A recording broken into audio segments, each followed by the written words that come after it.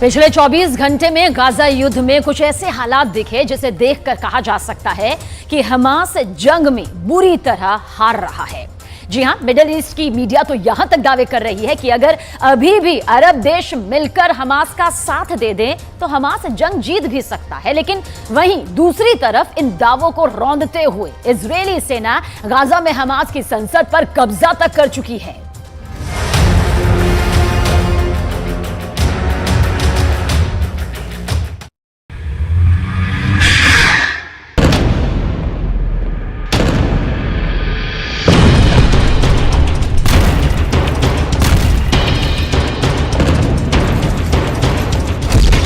Hamas की संसद पर इजरायल का कब्जा।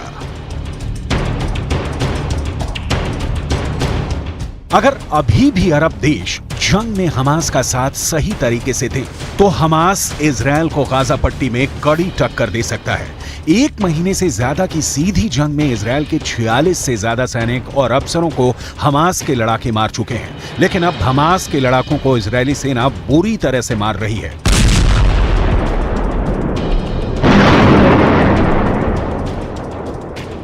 तस्वीरों के जरिए इजरायली सेना ने दावा किया है कि उसने हमास के संसद पर कब्जा कर लिया है, जिसमें कभी हमास के चीफ इस्माइल हानिया समेत टॉप के हमास नेता बैठा करते थे।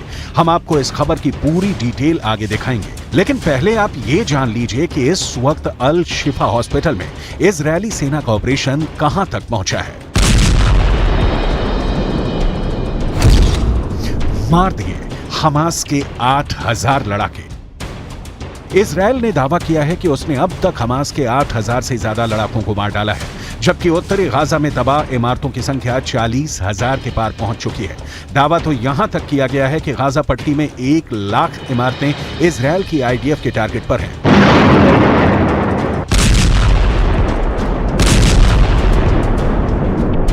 आईडीएफ के ऑपरेशन की ताजा तस्वीरों में साफ देखा जा सकता है कि इजरायली सेना ने गाजा पट्टी को कितनी बुरी तरह से रौंद डाला है। कब्रिस्तान जैसा दिख रहा है उत्तरी गाजा।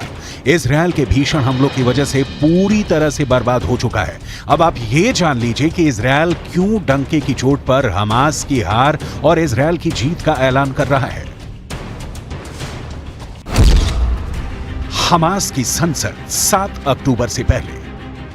हमास की संसद के इस पहली तस्वीर को गौर से देख लीजिए।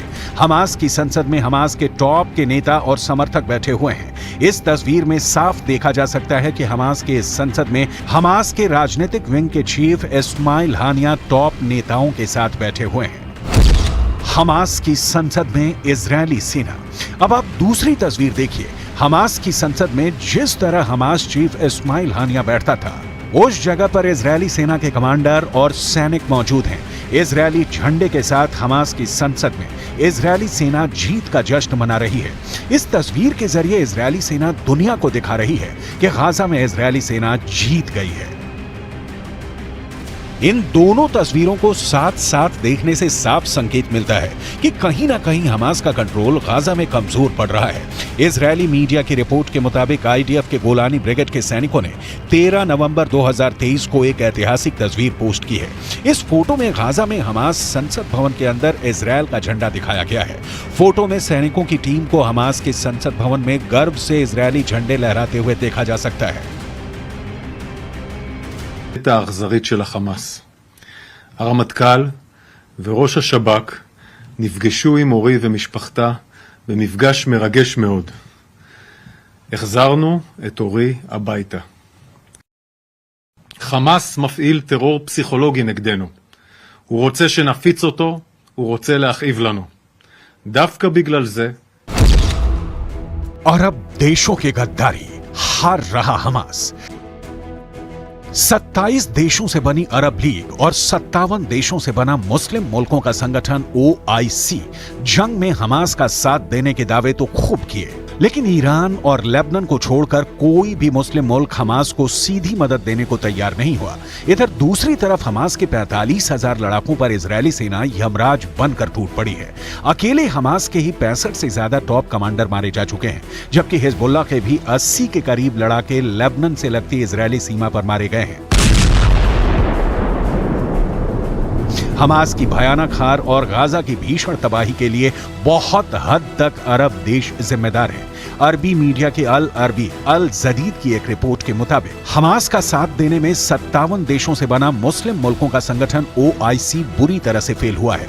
हैरानी की बात यह है कि गाजा में इजरायल के भीषण हमलों पर अरब देश मिलकर भी कोई कड़ा एक्शन नहीं ले पाए हैं। अरब मीडिया का दावा है कि जिन मुद्दों पर मतभेद थे उनमें इजरायल को हथियारों और गोला बारूद की सप्लाई के लिए अरब देशों में अमेरिका और बाकी सैन्य अड्डों के उपयोग पर रोक लगाना शामिल है। साथ ही इजरायल के साथ अरब राजनयिक, आर्थिक, सुरक्षा और सैन्य संबंधों पर रोक लगाना और दबाव बनाना भी शामिल था। लेकिन एक भी मुद्दे पर OIC सख्त फैसला नहीं ले पाई। यहां तक कि इजरायली कब्जे का विरोध करने वाले संयुक्त बयान में शामिल होना चाहिए था, वो भी नहीं हुआ।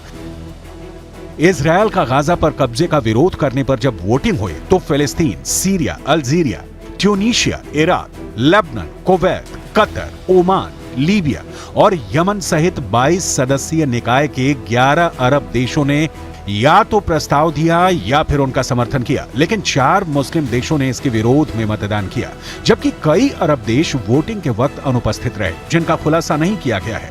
दावा किया जा रहा है कि सऊदी अरब ने इजरायली हमलों के खिलाफ वैसा सख्त एक्शन नहीं लिया है जैसी उम्मीद की गई थी।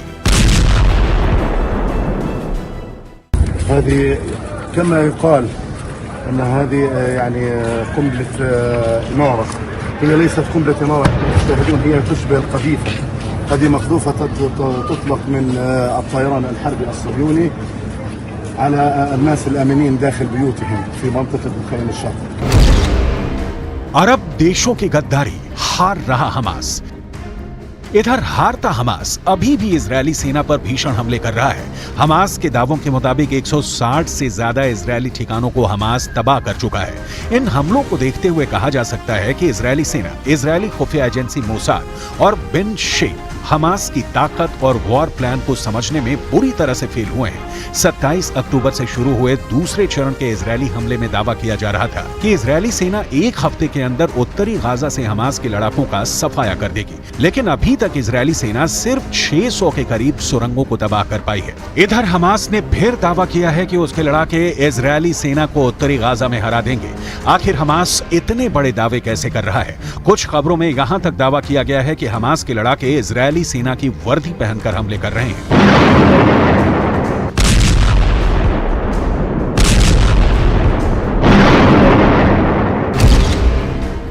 मार दिए हमास के 8000 लड़ाके। इजरायल ने दावा किया कि हमास ने गाजा में कंट्रोल खो दिया है। रक्षा मंत्री यो गैलेंट का दावा है कि हमास के लड़ाके साउथ गाजा की ओर भाग रहे हैं। इस बीच गाजा के ज्यादातर हॉस्पिटल्स और क्लिनिक में हालात बदतर होते जा रहे हैं।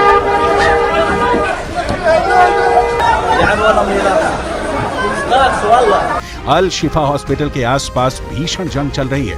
कुछ हॉस्पिटल और मस्जिदों के बेसमेंट और सुरंगों में हमास के ऐसे हथियार और वॉर प्लान मिले हैं जिसे देखकर इजरायली सेना हैरान रह गई। Hamas is using hospitals like we showed the evidence in Shifa Hospital. In other hospital, we are now seeing it in live in Rantisi Hospital. An operation still conducting right now. Look at what Hamas is holding inside the hospital. Gaza में जारी Israeli कार्रवाई से भीषण तबाही और बर्बादी हो रही है।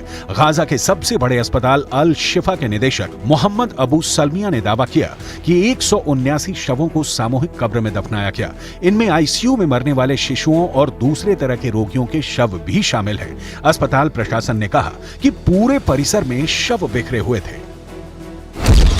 वर्ल्ड हेल्थ ऑर्गेनाइजेशन के मुताबिक 7 अक्टूबर से अब तक 36 हेल्थ फैसिलिटीज जिसमें 22 हॉस्पिटल शामिल हैं, कुछ जंग में भारी नुकसान पहुंचा है।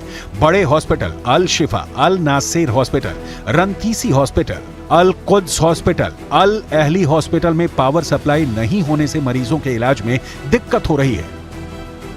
इजरायली सेना इन हॉस्पिटल के नीचे बने हमास के कमांड सेंटर्स को निशाना बना रही है। सेना का दावा है कि हमास ने बच्चों के रंतीसी अस्पताल के नीचे अपने कमांड सेंटर में ही इजरायली बंधकों को कैद कर रखा था।